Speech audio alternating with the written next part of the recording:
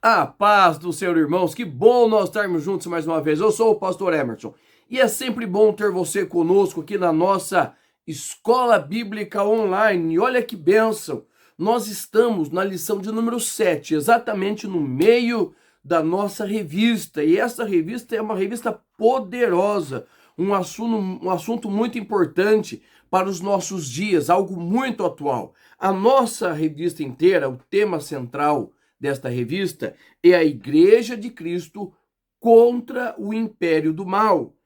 Como viver neste mundo dominado pelo espírito da Babilônia.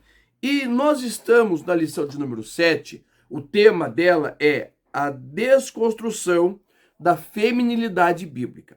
Preste atenção, esta lição é continuidade da lição de número 6, que é a desconstrução da masculinidade bíblica, e ela vai continuar em mais duas lições. A próxima lição, a lição de número 8, que vai falar sobre transgêneros. Que transrealidade é esta? E a lição de número 9, uma visão bíblica do corpo. Então preste atenção, nós temos 4 lições, 6, 7, 8 e 9, que vão abordar um único assunto. Qual é o posicionamento bíblico a respeito do corpo, da sexualidade, desta visão bíblica que o Senhor tem para o ser humano? Então fique conosco nesta lição de número 7 e nas demais lições, que nós vamos ver o que o Senhor tem para nos falar sobre isso. Já nesta lição, a lição 7, ela tem o título, a desconstrução da feminilidade bíblica, e o texto áureo é o seguinte: enganosa é a graça, e a vaidade, a formosura, mas a mulher que teme ao Senhor, esta será louvada. Provérbios, capítulo 31, versículo de número 30. A verdade prática diz assim: a mulher foi criada para cooperar com o homem. Deus lhe confiou a dádiva da maternidade e a função de ser esposa e auxiliadora. E esse, irmãos, é um dos pontos que pega, sabe? Nessas horas, feministas pira, as ativistas pira. Por quê? Porque qual é a visão bíblica para a mulher? Ela é a auxiliadora, ou seja, é aquela que se coloca ao lado do homem para ajudá-lo. Tá? E qual o problema com esse termo auxiliadora? Que para muitas feministas, o termo auxiliadora é um termo pejorativo, que diminui a mulher, que tira a mulher da sua posição que destaque, que segundo elas deveria estar. Mas é que elas não param para pensar o que a Bíblia fala deste auxílio. Que é ser auxiliador segundo a Bíblia? A Bíblia vai dizer que o Senhor é o nosso auxílio. A Bíblia vai dizer que o Senhor cooperava com os discípulos. A visão de auxílio, auxiliador dentro das Escrituras é muito maior do que a que nós colocamos. Por quê? Porque quem pode auxiliar alguém? Normalmente é alguém que está numa posição superior, está em uma condição melhor. Quando a Bíblia trata a mulher como sendo auxiliadora do seu marido, a Bíblia está colocando esta mulher numa posição elevada que pode auxiliar, resgatar, trazer este homem à posição, ao serviço, ao trabalho que lhe está confiado. Quando lá no Gênesis, capítulo de número 2, Deus tira a mulher da lateral do homem, certo? Deus cria a mulher do homem. Deus está preparando ao homem alguém que seja, primeiro, semelhante a ele.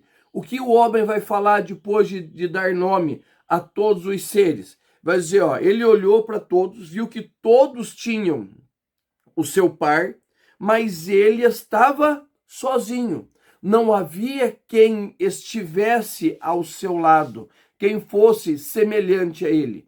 Então a Bíblia diz que o Senhor, ele cria a mulher, ele forma. A mulher já estava nos projetos de Deus, já havia um projeto de Deus para a criação completa do ser humano, homem e mulher, tá? Mas ele cria, e a Bíblia vai dizer muito claro, eu vou bater nesse ponto, que esta mulher é uma auxiliadora, mas não é qualquer auxiliadora, é adjutora, como em algumas versões. Ela é uma auxiliadora idônea, ou seja, que existe nelas qualidades ímpares. Idôneo é aquele que não pode ser acusado, que não tem nada que lhe abone a sua vida, a sua conduta. Então esta mulher é uma auxiliadora, é alguém que está ao lado do homem, é semelhante ao homem e tem condições, tem plena condição de auxiliar esse homem, mas ela também é idônea, ela tem um caráter ilibado. É muito importante nós notarmos isto e você colocar isso para a tua classe, né, já que nós estamos falando, na grande maioria são professores, que quando o Senhor cria a mulher, dentro da mulher existe um senso de moralidade muito maior do que o do homem, tá? O homem por natureza, o homem sem Cristo, o homem longe de Cristo, ele tem a tendência de ser corrupto, de ser imoral, ele tem a tendência natural de olhar para si e buscar os seus desejos, satisfazer os seus desejos. Indo lá para Efésios capítulo 5, a Bíblia vai ordenar ao homem que ame a sua mulher, porque a tendência do homem é ser egoísta, pensar em si e não nos outros. Agora, quando o Senhor fala, submeta-se à mulher, quer dizer, não é que ela deve ser um capacho para este homem, mas só pode se submeter, certo? A submissão, ela só acontece quando alguém olha para um homem, olha para um patrão, olha para alguém superior e vê nele responsabilidade, cuidado, atenção, vê nele princípios e ela decide se colocar debaixo. Essa é a ideia da submissão e esta é a ideia do amor. É tirar do homem o seu egoísmo, porque o homem ele é egoísta em todas as áreas da vida, nos relacionamentos, na parte sexual, nos negócios. O homem, a tendência dele é egoísta, tá? A tendência do homem. E colocar este homem a obrigação de amar, mas não é um amor qualquer, é um amor ágape, um amor sacrificial. É por isso que nós temos voltado, existe um movimento grande chamado movimento de hombridade, ou seja, o homem voltar à sua posição natural. Qual é a posição natural? É ser como Cristo. Quando a mulher encontra um homem à semelhança de Cristo, ela vai fazer o quê? Ela vai descer do seu pedestal, porque a mulher ela é muito mais dedicada, ela é muito mais competente, ela é muito mais eficiente, ela não tem a mesma força física do homem, mas nos demais quesitos, ela tem condições de ser maior do que o homem. Então ela faz o seguinte, ela encontra o homem que é semelhante a Cristo, e o que ela faz? Ela pega tudo que ela tem, certo? E ela entrega a esse homem, e vai dizer assim, eu me submeto a você, por quê? Porque você é a imagem de Cristo. Então nós temos aí o princípio bíblico para a submissão feminina. E é aí que nós começamos a nossa aula. Por quê? Porque a nossa aula começa com o primeiro tópico, a feminilidade bíblica. O que é a feminilidade bíblica? Ela é ser a semelhança da igreja, certo? A igreja é a noiva de Cristo. O homem tem a esposa como noiva. E esta noiva precisa ser cuidada, precisa ser alimentada, precisa ser tratada, mas ela também precisa ter as suas características preservadas. Tá? E hoje, veja bem, uma das características femininas que está sendo deturpada é a questão da maternidade. Nós temos hoje um grande número de mulheres que não querem mais ser mãe, certo? Não querem, simplesmente podem e não querem. E nós temos aquelas que não podem e querem. Por que é tão importante a ideia da maternidade para a mulher? Veja bem, no antigo Israel, a maternidade tinha duas grandes funções. Primeira grande função, esta maternidade geraria bênçãos para a família, geraria bênção para a sociedade. Então, todas as vezes que uma criança nascia, uma bênção estava sendo gerada. Então, todas as vezes que a mulher gerava, ela gerava força para sua casa, ela gerava capacidade, ela gerava autoridade, ela gerava crescimento. Ok. E segundo ponto, todas as mulheres tinham a ideia, o desejo de serem a mãe do Messias. Por quê? Porque no livro de Gênesis, capítulo 3, o Senhor diz que da semente da mulher nasceria um que esmagaria a cabeça da serpente. Então, todas as mulheres, desde Sara, certo? A ideia delas com a criação do povo de Israel é que elas fossem a mãe do Messias. Por isso que a esterilidade nos tempos bíblicos era algo tão pejorativo, era algo tão terrível. Por quê? Porque tirava desta mulher a possibilidade, primeiro, de honrar a sua família dando filhos, e segundo, de honrar a sua nação sendo a mãe do Messias. E o que é tão importante a respeito da maternidade que nós podemos comentar também? Que ser mãe é muito mais do que gerar. Ser mãe é preparar uma próxima geração. O papel do pai dentro da casa é importantíssimo. É importantíssimo. Por quê? Porque é o papel da masculinidade. O filho olha para o pai e vê a figura de um homem, certo? De um homem a qual ele queira se espelhar. A filha olha para a figura do pai e vê nela, e vê neste pai, certo? A figura do seu próximo homem, seu marido. Então, existe dentro da família a necessidade da figura paterna atuante. Mas a mãe é uma figura ímpar dentro do lar. Eu sempre que eu vou falar sobre família, nós vamos falar de constituição de família, eu faço questão de frisar isso, e eu espero que você compreenda isso. Quando o filho nasce, ele já nasce ligado com a mãe. O cordão umbilical é uma ligação física entre o filho e a mãe. Essa ligação é cortada. Mas a ligação emocional, ela aumenta no período que essa criança vai crescendo. Por quê? Até aproximadamente 3 anos, essa mãe, certo? Esta mãe é o maior elo afetivo que essa criança tem. Esta mãe limpa, alimenta e dá segurança, que são as 3 necessidades básicas de todo ser humano: estar limpo, estar alimentado e estar seguro. São as 3 necessidades básicas para que o ser humano possa ter uma vida tranquila, ok? Tudo que nós fazemos é para estarmos limpos, alimentados e seguros.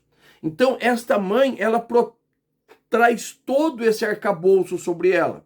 Ela é quem limpa os filhos, dá banho, cuida, troca de roupa. É ela que alimenta, às vezes com papinha, às vezes com o próprio seio, tá? E é ela que dá segurança, porque o filho sabe que quando está no colo da mãe, quando está próximo da mãe, ele será defendido. Agora, conforme a criança vai crescendo, ela precisa criar a sua identidade e precisa conhecer as suas responsabilidades. Então, uma mãe cristã, o que que ela vai fazer? Ela vai pegar aquilo que é dela, a autoridade que ela tem sobre o filho, o poder que ela tem sobre o filho, e ela vai transferir ao seu marido. Preste atenção. O homem é a primeira figura de autoridade que a criança vai conhecer. O esposo é a primeira figura de autoridade que esta criança vai acontecer. Quando uma mãe sábia, ela transfere ao pai esta figura de autoridade, ela não está transferindo somente ao pai, ela está transferindo às próximas as próximas figuras de autoridade que esta criança vai ter. Policiais, médicos, professores. Agora preste atenção no que eu vou te dizer e frise isso para falar com os teus alunos.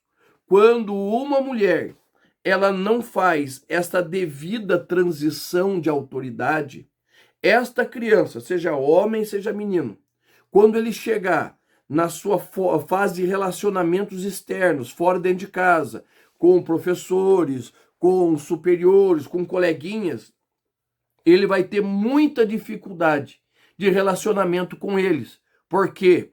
Porque ele se torna inseguro, ele se torna egocêntrico, ele se torna, às vezes, até violento. Por quê? Porque ele não tem essa ideia de obedecer aos outros, se colocar na presença dos outros. E lembra o que eu falei, a mulher, ela transfere. Obedeça o teu pai. Olha, escuta o teu pai está falando, faça o que o teu pai está fazendo, certo? Então, todas as vezes que a mulher, ela compreende isto, e ela começa a ensinar os seus filhos a cadeia de autoridade, respeito ao próximo, esta mulher está fazendo da sua maternidade a geração de uma nova sociedade. Tá? Qual é o problema que nós temos hoje dentro da nossa sociedade? São jovens e adolescentes que não respeitam a autoridade, não sabem se submeter. Por quê? Eles não aprenderam isso em casa. Tá? A submissão feminina não é ser um capacho do homem, mas é compreender que ela está num patamar maior, porque ela pode gerar, ela tem o domínio sobre o filho, mas ela toma a decisão. Ela toma a decisão de transferir ao pai toda a autoridade. E quando ela transfere essa autoridade para o pai, ela está transferindo à sociedade também. Isso é importante nós notarmos sobre o poder da maternidade. E isso, certo? Já para nós encerrarmos o primeiro tópico, leva a mulher a estar exatamente no patamar que o Senhor Deus lhe confiou, o patamar de ser uma auxiliadora. Veja bem, em nenhum momento ela é menor do que o homem, ela tem menos relevância, menos importância que o homem, mas bem pelo contrário, ela tem uma autoridade tal sobre a casa e sobre a família, e ela decide transferir à família a autoridade que ela tem. Então veja que a feminilidade bíblica é diferente da feminilidade que o mundo está pregando. A feminilidade do mundo, dessas ideologias feministas, é que a mulher seja de tal forma empoderada que ela não tenha necessidade do homem. Aí nós já entramos no nosso segundo tópico, a desconstrução da feminilidade. Tá? Se você pegar no livro de apoio do pastor Douglas Batista, na nossa lição, nós temos aí um bom desenvolvimento da história do movimento feminismo, do movimento feminista. Tá?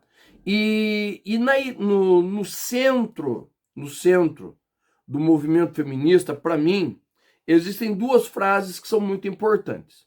Meu corpo, minhas regras, e uma mulher não nasce mulher, ela se torna mulher. O que isso quer dizer? Que a geração, a constituição de uma mulher tem pouco a ver com a sua carga genética. tá? Quando ela se torna mulher, por exemplo, ela pode nascer mulher, tá? E ela pode se sentir um nada, certo? E essa ideia de se sentir um nada, a ideia é que a sociedade opressora, patriarcal, transforma a mulher em um nada. Então, esta mulher, ela precisa ser empoderada. Ela não é empoderada, ela precisa ser empoderada para ela poder se tornar uma mulher capaz de tomar todas as suas decisões. Mas sabe o que é interessante? Se você abrir a sua Bíblia, no livro de Provérbios, capítulo 31, nós vamos ver a descrição, vai estar descrito ali, o que é uma mulher virtuosa, segundo a palavra de Deus. Irmãos, pegue lá na sua aula, certo? Pegue na sua aula, bem nesse tópico de número 31, né, desse tópico 2, e leia o capítulo 31 com seus alunos, certo? E leia, e se você tiver um quadro, tiver uma lousa, ou mesmo uma cartolina, vá marcando ali naquele quadro quais são as qualidades dessa mulher. O que esta mulher faz de tão relevante. E é tão interessante que a Bíblia vai dizer que o marido desta mulher, certo? Por causa dela, o marido desta mulher é honrado à porta da cidade. O que isso quer dizer? Que ele é visto como uma pessoa notável na sociedade por causa dela, né? Então vamos lá. E o que tem a ver com a desconstrução? Que a ideia da desconstrução da feminilidade é que a mulher não dependa do homem. A mulher seja um ser à parte do homem, certo? Ela pode até ter um homem, porque ela também às vezes não precisa ter um homem. Ela pode ter muitos homens, ela pode ter uma mulher, ela pode viver numa vida promíscua, que isto não é problema, tá? Mas ela vai viver à parte do homem, certo? Separada do homem. E isso sim vai glorificar a vida dela, tá?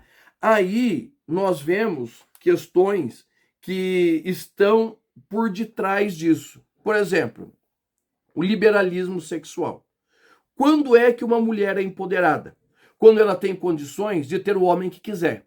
Quando ela tem condições de viver a vida dela fora dos padrões previamente estabelecidos. Ou seja, um homem para uma mulher.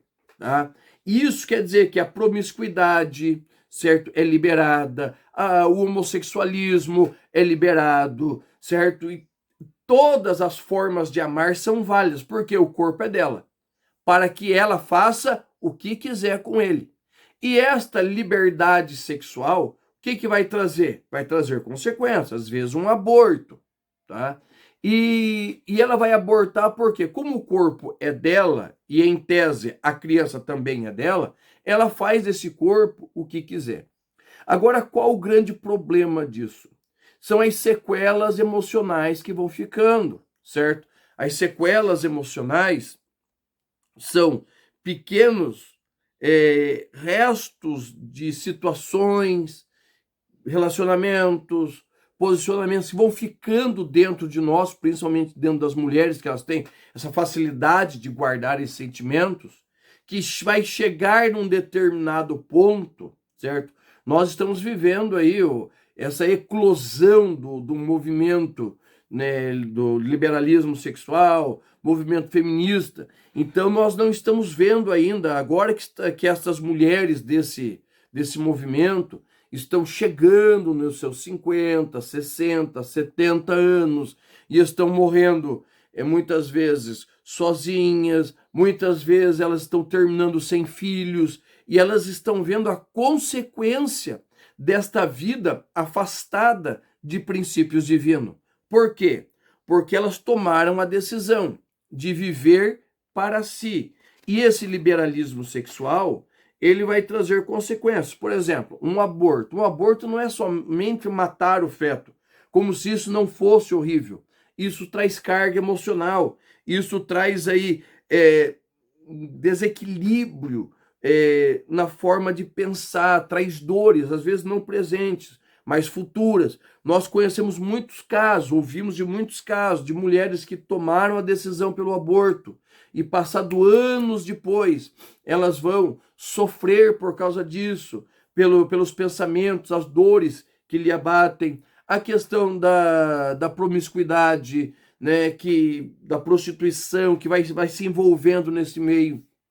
Então, o liberalismo sexual, ele não vai somente atacar esta ideia da mulher sendo um padrão de virtudes, mas também vai atacar um eixo fundamental, que é a família. Por quê? Porque a família, ela deve ser constituída de pai, mãe e filhos. E nestas novas constituições familiares, de 2 pais, 2 mães, ou mãe solo, pai solo, isso vai trazer a médio e a longo prazo consequências para as crianças, tá? E nós temos pessoas próximas de nós que, por causa de adultério, tudo, estão vivendo essa questão de mãe solo, pai solo. Eles foram traídos e continuam com as crianças. E nós temos visto, acompanhado, as dificuldades que essas pessoas passam. Eu sempre comento com a minha esposa. Nós, sendo pai e mães cristãos, princípios bíblicos, nós já temos as nossas dificuldades para criar os nossos filhos, porque criar filho não é a coisa mais fácil do mundo, é prazeroso, mas não é a coisa mais fácil do mundo. E o que acontece? Muitos desses pais e mães que tomaram a decisão de viver solos, sem o marido ou a esposa, eles acabam sofrendo. Sofrendo por quê?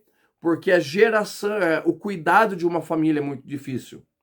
Então, isso acaba atacando a família, acaba desestabilizando a família. Então é preciso nós compreendermos, né? Compreendermos, colocar isso bem na ponta do lápis, irmãos.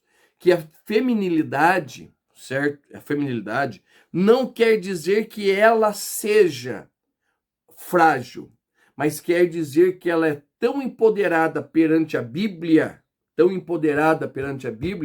que ela toma a decisão de se submeter ao seu marido, à sua família, mesmo que ela, quando ela seja uma esposa que trabalhe, que isso é extremamente honroso para a mulher, trabalhar, ajudar no sustento da casa, né? Mas que ela compreenda que a posição dela é demais elevada, certo? É demais elevada para ser abandonada, porque ela é que dá o norte aos filhos. E o nosso terceiro tópico vai falar mulher virtuosa, símbolo bíblico de feminilidade. Vamos voltar a Provérbio 31.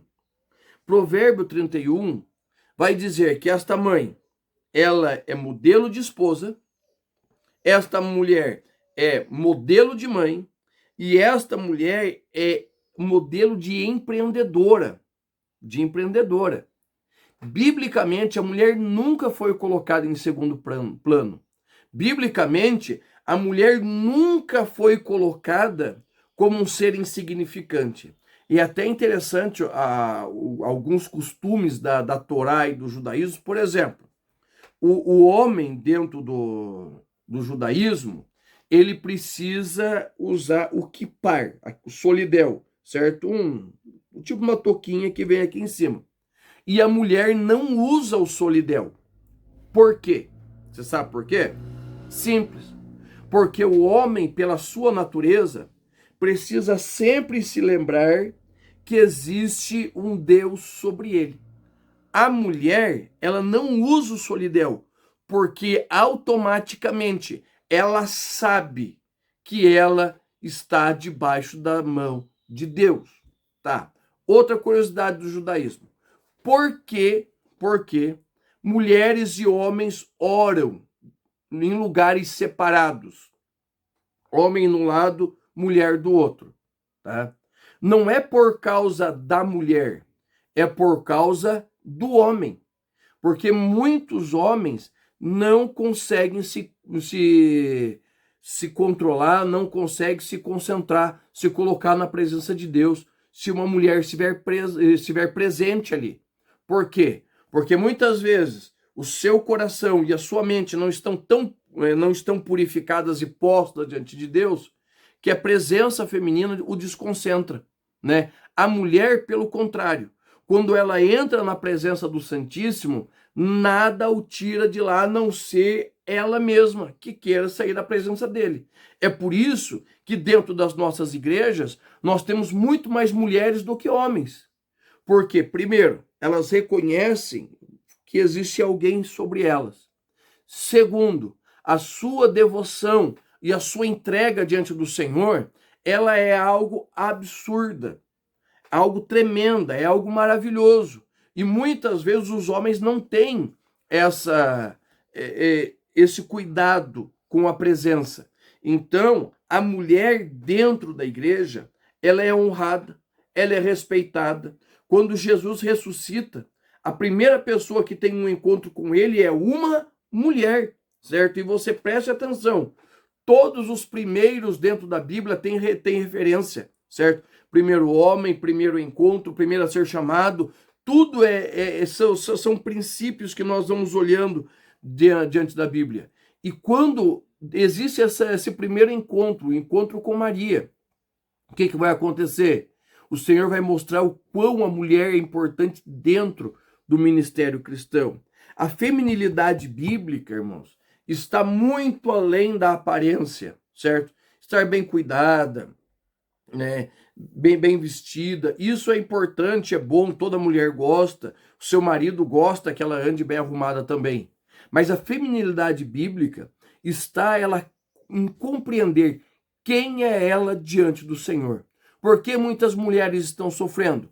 Porque elas não sabem quem são elas diante do Senhor. Mas a palavra de Deus vai dizer que a mulher virtuosa, ela vale mais do que milhares de dinheiro. Ela vale mais, ela é importante. E é a mulher que enaltece o seu marido. Então,